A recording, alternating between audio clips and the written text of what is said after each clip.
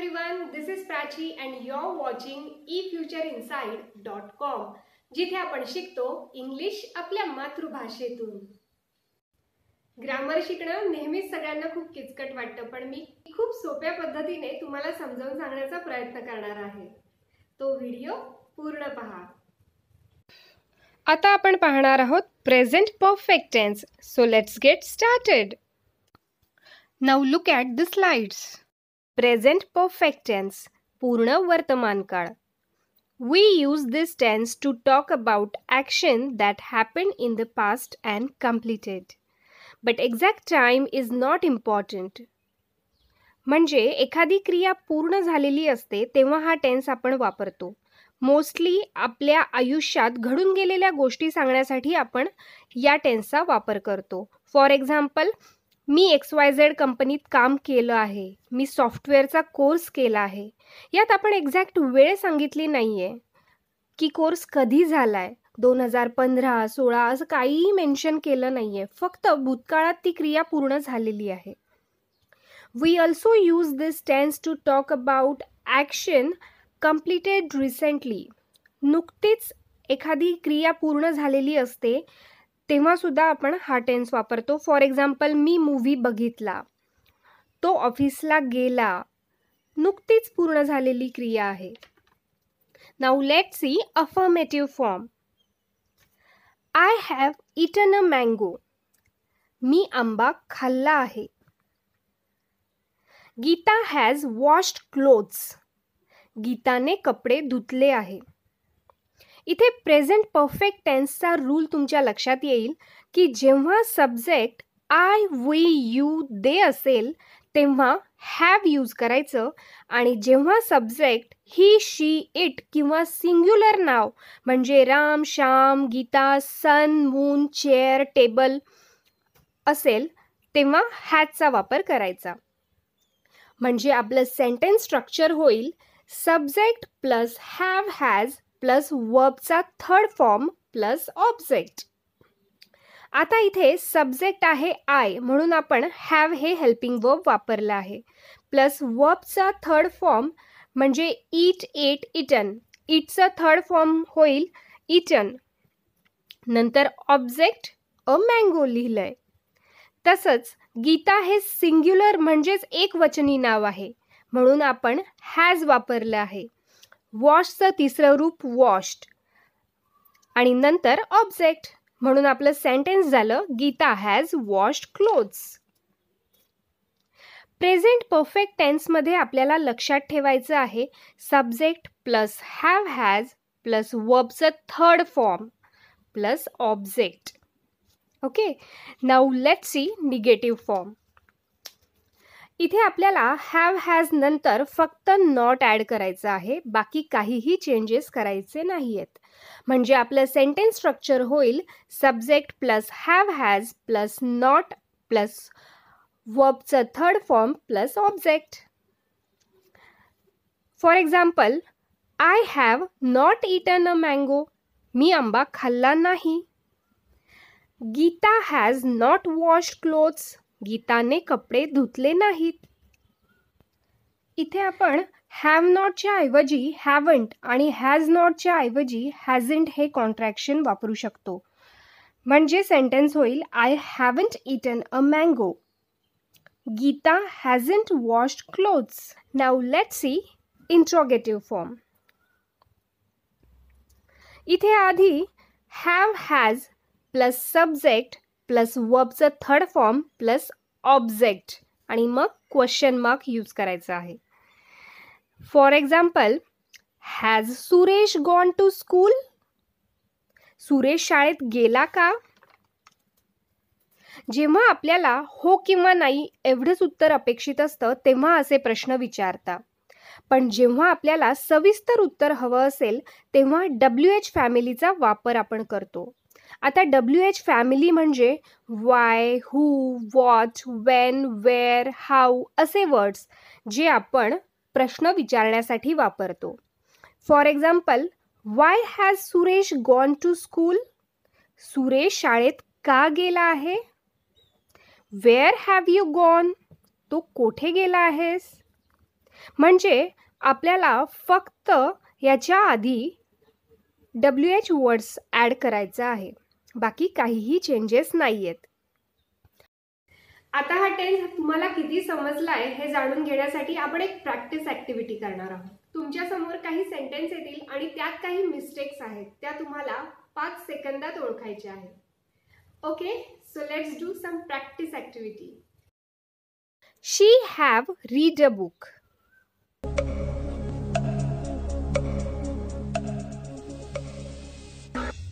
इथे subject she आहे म्हणून रूलनुसार आपल्याला हॅज यूज करायचं आहे. तेव्हा करेक्ट सेंटेन्स होईल शी हॅज रीड अ बुक. तिने पुस्तक वाचलेले आहे. Second, you have taken a book.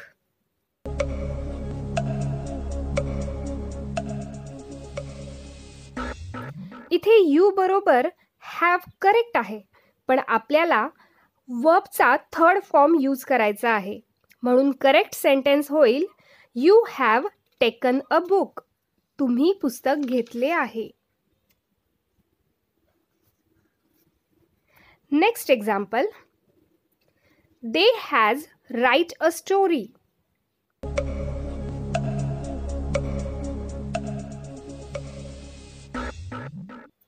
इथे सब्जेक्ट दे आहे म्हणून आपल्याला हॅव वापरावं लागेल आणि वर्बचं थर्ड फॉर्म म्हणजे राईटचं होईल रिटन. तेव्हा आपलं करेक्ट सेंटेन्स होईल they have written a story. त्यांनी गोष्ट लिहिली. Great job. आय होप सगळ्यांचं बरोबर आलं असेल. काही अडचण वाटली तर व्हिडिओ रिवाइंड करा आणि पुन्हा बघा. आणि अशा सोप्या पद्धतीने English grammar, communication skill, career guidance आणि असे बरेच व्हिडिओ बघण्यासाठी चॅनल लाईक, शेअर आणि सबस्क्राईब करा आणि बेल आयकॉन दाबा, म्हणजे पुढचे सगळे व्हिडिओ तुम्हाला स्टेप बाय स्टेप मिळतील. आता आपण पाहणार आहोत past perfect tense. So let's get started. Now look at the slides. Past perfect tense. We use this tense to talk about action which already completed in the past at specific time. या काळाचा उपयोग भूतकाळात एखादी क्रिया विशिष्ट वेळी पूर्ण झालेली होती हे दर्शवण्यासाठी आपण करतो. फॉर एक्झाम्पल, मी ऑफिसला गेलो होतो. ती सकाळी बास्केटबॉल खेळत होती.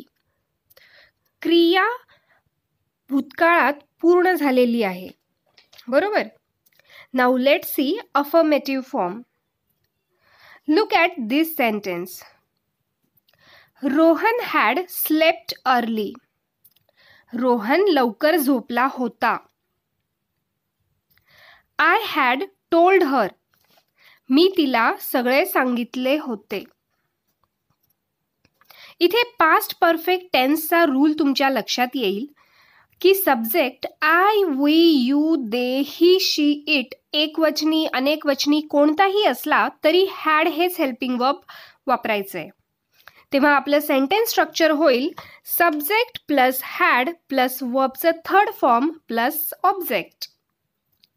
म्हणून इथे रोहन सब्जेक्ट आहे, नंतर आपण हॅडचा वापर केला आहे आणि स्लीप, स्लेप्ट, स्लेप्ट म्हणजे स्लीपचं थर्ड फॉर्म आहे slept and then object.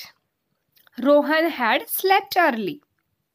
Right. Now second सेंटेन्समध्ये आय सब्जेक्ट आहे, नंतर हॅड आणि टेलचं थर्ड फॉर्म होईल टोल्ड अँड देन ऑब्जेक्ट. म्हणून सेंटेन्स होईल आय हॅड टोल्ड हर. म्हणजे इथे आपल्याला लक्षात ठेवायचं आहे सब्जेक्ट कोणताही असला तरी हॅड प्लस वर्बचं थर्ड फॉर्म आपल्याला वापरायचं आहे. आता या टेन्सचा अजून एक वापर आपण बघूया. We also use this tense to talk about action finished in the past before another action in the past. म्हणजे भूतकाळात दुसऱ्या क्रियेपूर्वी एक क्रिया पूर्ण झालेली असते हे सांगण्यासाठी आपण या टेन्सचा वापर करतो. For example, my mom had cooked food before I reached home. अशा केसमध्ये 2 क्रिया झालेल्या असतात. इथे पहिली क्रिया झाली आहे माय मॉम हॅड कुक्ड फूड, माझ्या आईने जेवण बनवलंय. आणि दुसरी क्रिया बिफोर आय रीच्ड होम, मी घरी जाण्याआधी. म्हणजे पहिली क्रिया झाली आहे आईने स्वयंपाक करण्याची आणि नंतर मी घरी गेलो. करेक्ट.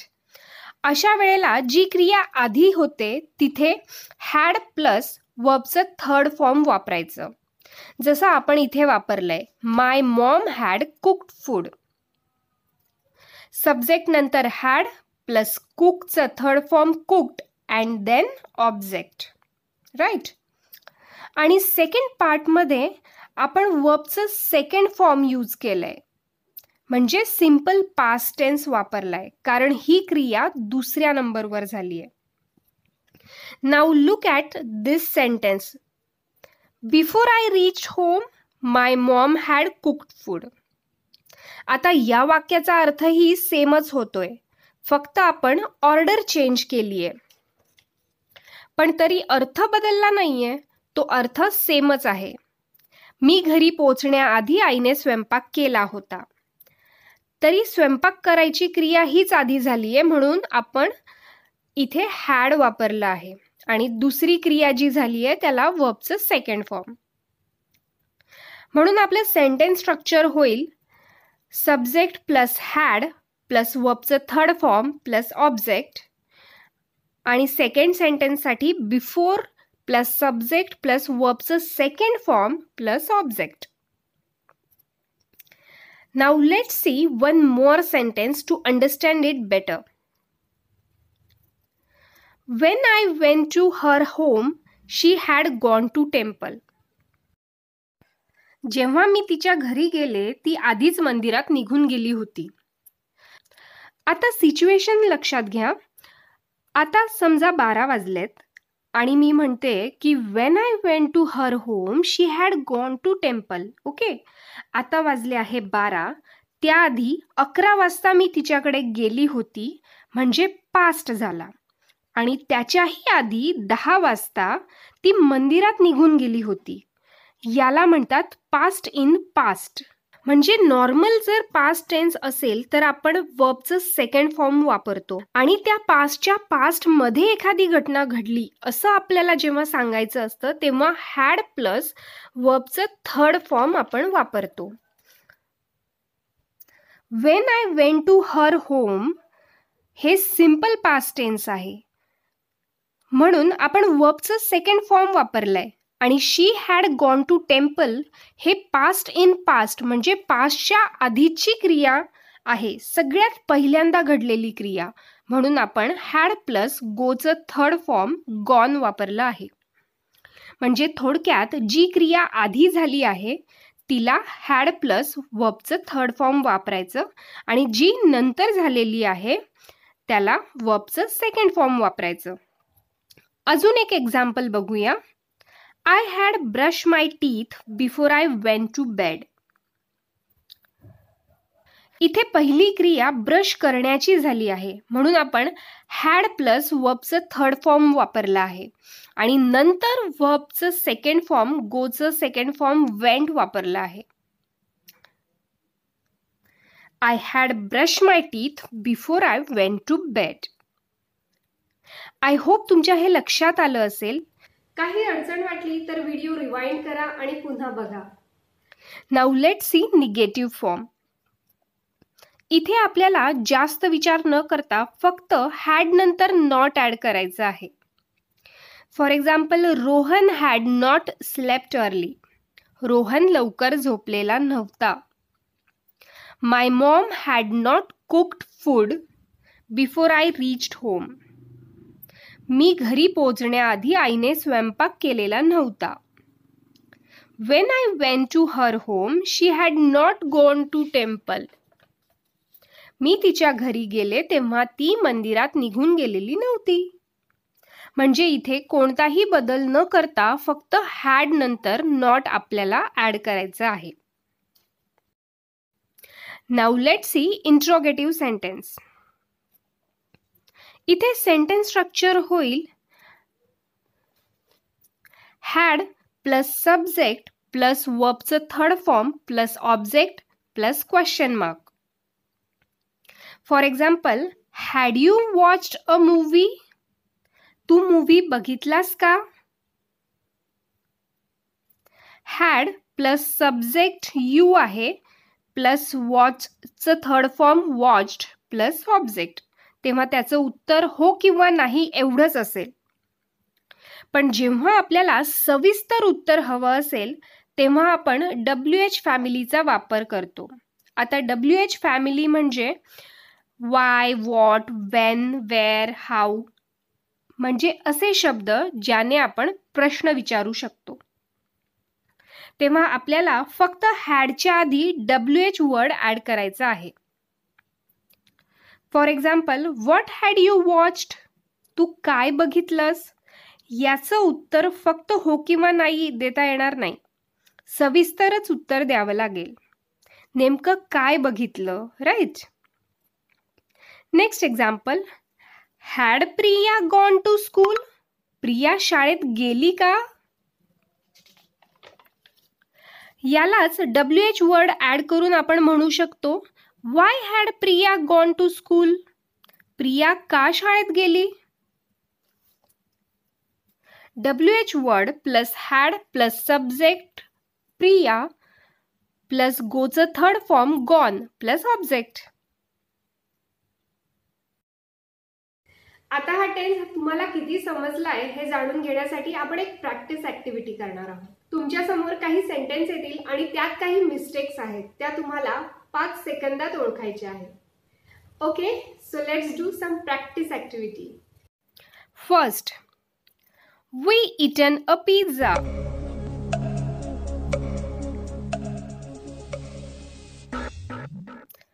इथे सब्जेक्ट कोणताही असला तरी आपल्याला हॅड हे हेल्पिंग वर्ब यूज करायचं आहे. म्हणून आपलं सेंटेन्स होईल, we had eaten a pizza.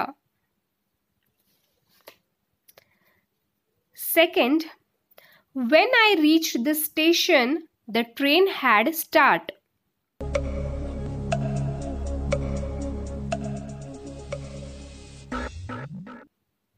इथे सेंटेन्सच्या सेकंड पार्टमध्ये आपल्याला हॅड नंतर वर्बचं थर्ड फॉर्म वापरायचं आहे. म्हणून स्टार्टचं होईल स्टार्टेड. तेव्हा आपलं सेंटेन्स होईल, when I reach the station the train had started. मी जेव्हा स्टेशनला पोहोचलो तेव्हा ट्रेन ऑलरेडी सुरू झाली होती. म्हणजे पहिली क्रिया ट्रेन सुरू होण्याची झाली आहे, म्हणून आपण हॅड प्लस वर्ब 3 लावलंय. Next example, had he went to market?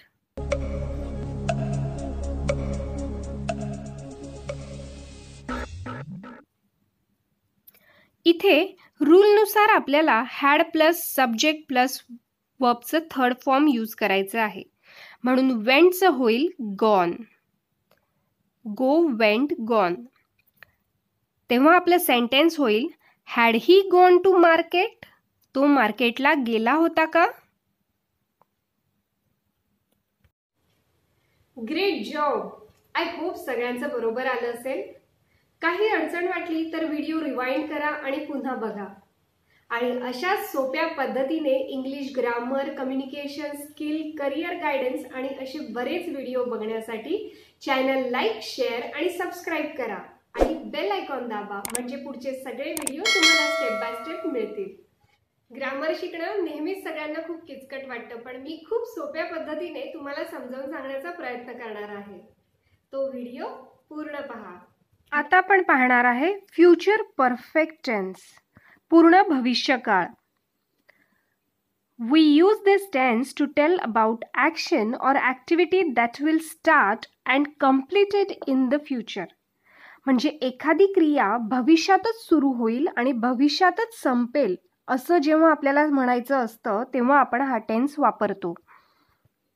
For example, ही एक व्यक्ती आहे जी प्रेझेंटमध्ये म्हणजे आत्ता विचार करते की फ्युचरमध्ये पुढच्या वर्षी माझ्याकडे एक कार असेल, किंवा माझी मुलगी डॉक्टर झालेली असेल. म्हणजे येणाऱ्या भविष्य काळात आपल्याकडे काय असेल किंवा काय घडलेलं असेल असं जेव्हा आपल्याला सांगायचं असतं तेव्हा आपण विल हॅव म्हणजेच फ्युचर परफेक्ट टेन्सचा वापर करतो. यात कोणतीही ॲक्शन डायरेक्ट झालेली नसते, पण फ्युचरमध्ये होईल असं आपल्याला सांगायचं असतं. Now let's see affirmative form. यासाठी आपलं सेंटेन्स स्ट्रक्चर होईल subject plus will have plus वर्बचं थर्ड फॉर्म प्लस ऑब्जेक्ट. इथे सब्जेक्ट कोणताही असला तरी आपल्याला विल हॅवचाच वापर करायचा आहे. For example, he will have come back by tomorrow. तो उद्यापर्यंत घरी परत येईल. He subject plus will have plus कमचं थर्ड फॉर्म कमच होतं प्लस ऑब्जेक्ट. राईट. फ्युचरमध्ये उद्यापर्यंत ही क्रिया पूर्ण झालेली असेल आणि जेव्हा आपल्याला म्हणायचं असतं पर्यंत, उद्यापर्यंत, पुढच्या महिन्यापर्यंत, तेव्हा आपल्याला बाय वापरायचं आहे. By tomorrow, by next month. Okay. Now next example. I will have purchased this dress before Sunday. मी रविवारच्या आधी हा ड्रेस विकत घेतलेला असेल. I will have purchased this dress before Sunday. Right. Subject I आहे प्लस will have प्लस परचेसचं third form purchased plus object. आता इथे आपण I shall have पण म्हणू शकतो, कारण ग्रामरच्या रूलनुसार आय आणि वी बरोबर शॅलचा वापर होतो. पण नॉर्मल बोलताना आजकाल विलचा वापर आपण करतो, पण बऱ्याचदा लिहिताना शॅलचा वापरही केला जातो. त्यामुळे I shall have, I will have दोन्हीही सेंटेन्स बरोबर आहेत. Now let's see negative form.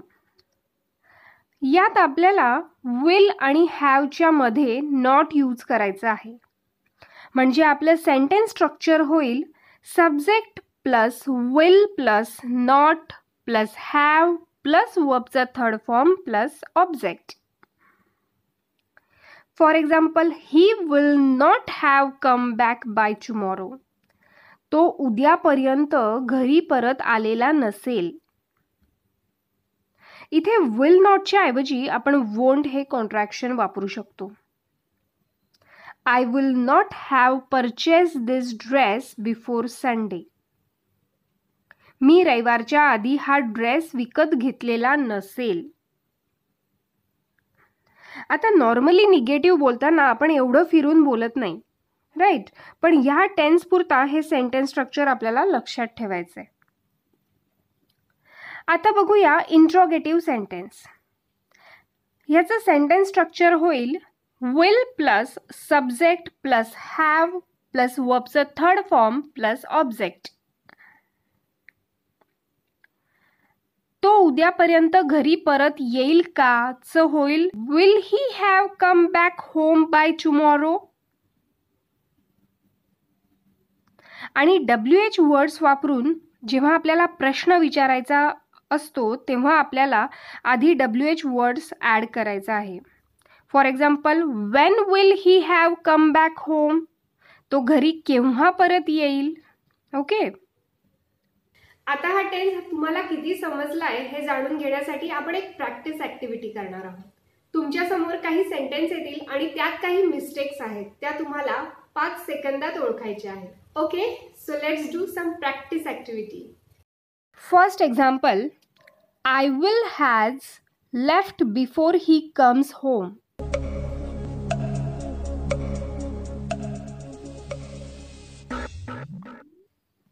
इथे आपल्याला लक्षात ठेवायचं आहे या टेन्समध्ये सब्जेक्ट कोणताही असला तरी विल हॅवचाच वापर करायचा आहे. म्हणजे हॅज वापरायचं नाहीये. म्हणून आपलं करेक्ट सेंटेन्स होईल I will have left before he comes home. तो घरी येण्याआधी मी निघाली होती.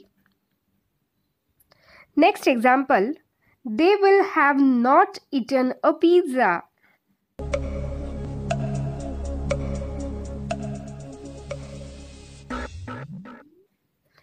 इथे आपल्याला विल आणि हॅवच्या मध्ये नॉट वापरायचं आहे.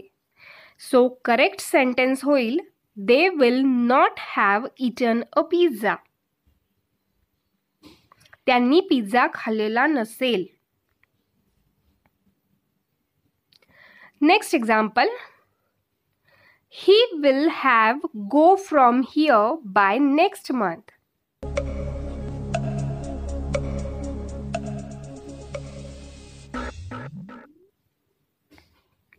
इथे subject plus will have correct आहे, पण त्यानंतर आपल्याला वर्बचं थर्ड फॉर्म म्हणजेच पास्ट पार्टिसिपल फॉर्म यूज करायचा आहे. तेव्हा गोचं होईल गॉन. म्हणून आपलं करेक्ट सेंटेन्स होईल he will have gone from here by next month. Great job. I hope सगळ्यांचं बरोबर आलं असेल. काही अडचण वाटली तर व्हिडिओ रिवाइंड करा आणि पुन्हा बघा. आणि अशा सोप्या पद्धतीने English grammar, communication skill, career guidance आणि असे बरेच व्हिडिओ बघण्यासाठी चॅनल लाईक, शेअर आणि सबस्क्राईब करा आणि बेल आयकॉन दाबा, म्हणजे पुढचे सगळे व्हिडिओ तुम्हाला स्टेप बाय स्टेप मिळतील. चला तर भेटूया पुढच्या व्हिडिओमध्ये. Till then bye bye. Keep practising.